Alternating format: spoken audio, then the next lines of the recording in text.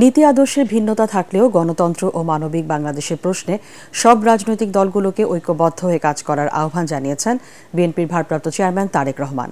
Gulshan shooting ক্লাবে national Democratic movement MDM এর ইফতার মাহফিলে লন্ডন থেকে ভার্চুয়ালি দেওয়া বক্তব্যে তিনি একথা বলেন।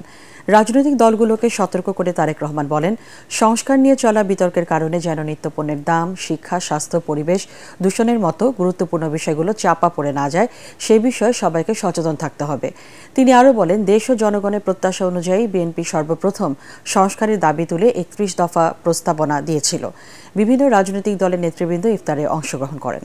শুধু তত্ত্বাবধায়ক সরকার ব্যবস্থা, শুধু সাংবিধানিক ব্যবস্থা, শুধু ভোটের ব্যবস্থা, বিভিন্ন ব্যবস্থা, সেগুলো যেরকম আলোচনা হওয়া উচিত, তার থেকে বেশি আলোচনা হওয়া উচিত বা সমান পরিমাণ অন্তত আলোচনা হওয়া উচিত কিভাবে মানুষের এই সমস্যার সমাধান করবে, কোন দল কিভাবে করবে।